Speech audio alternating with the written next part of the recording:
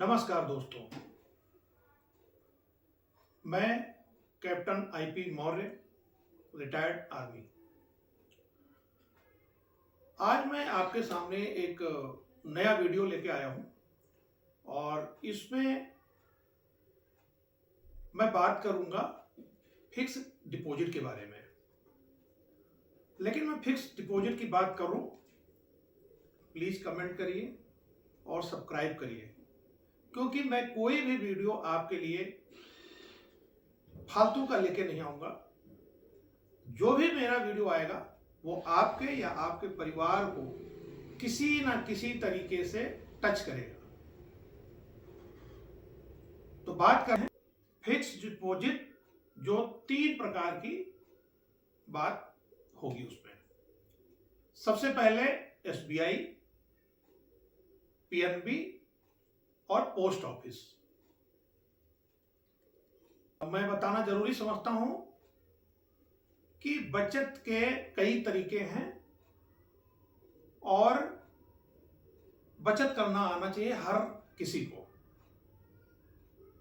जिस तरीके से बूंद बूंद से घड़ा भरता है, उसी तरीके से आपका एक एक रुपए आपका कितना हो जाएगा आपको अंदाजा नहीं होगा। और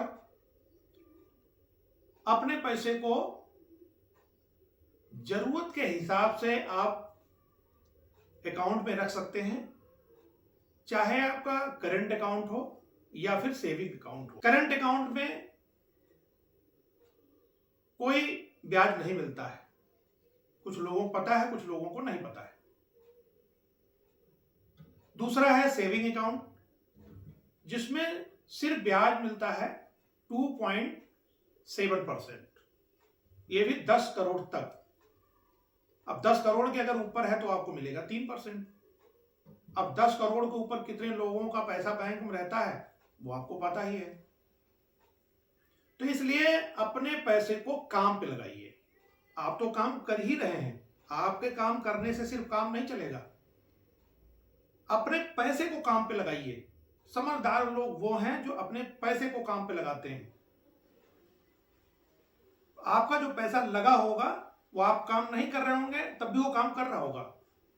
इसलिए अपने पैसे को काम पे लगाना सीखिए, बचत करना सीखिए, और आपकी छोटी छोटी बचत आपको बड़ा बना देगी।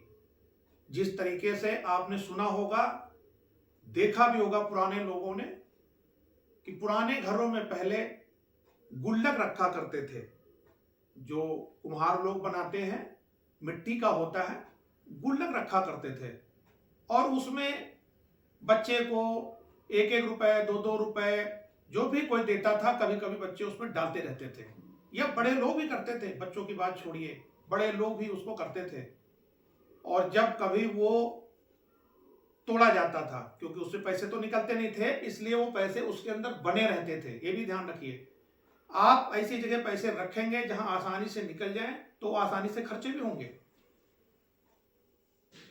अब मैं आता हूं फिक्स डिपॉजिट के ऊपर। जैसे मैंने बताया कि एसबीआई की फिक्स डिपॉजिट, एसबीआई और पीएनबी में 2 फिक्स डिपॉजिट चल रही हैं इस समय, जो 31 मार्च तक रहेंगी।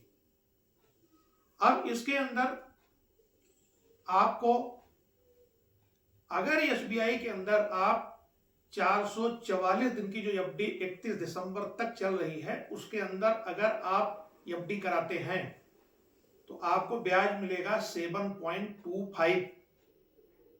आपको सेविंग अकाउंट में कितना मिल रहा था? 2.70। और पीएनबी में कितना मिलेगा आपको? जो 400 दिन का है योजना पीएनबी के अंदर, उसमें भी 7.25 मिलेगा। अब मिलेगा तो 7.25 दिख रहा है आपको, 7.25। लेकिन अगर आप 1 लाख की एफडी कराते हैं, अगर आप एसबीआई की 444 दिन की एफडी कराते हैं, जिसका इंटरेस्ट रेट है 7.25, और जब ये मैच्योर हो जाएगी, और अगर आप 1 लाख रुपए की एफडी कराते हैं तो आपको इसका जो ब्याज मिलेगा वो ब्याज मिलेगा 9,100 रुपए। दिखने में कम है। पीएनबी के अगर कराते हैं 400 दिन की जो है एफडी, उसका भी 7.25 है, लेकिन उसका मिलेगा 8,100 रुपए। और आप खुद अपने पैसे का हिसाब किताब करिए कि हमको कहां से फायदा हो सकता है।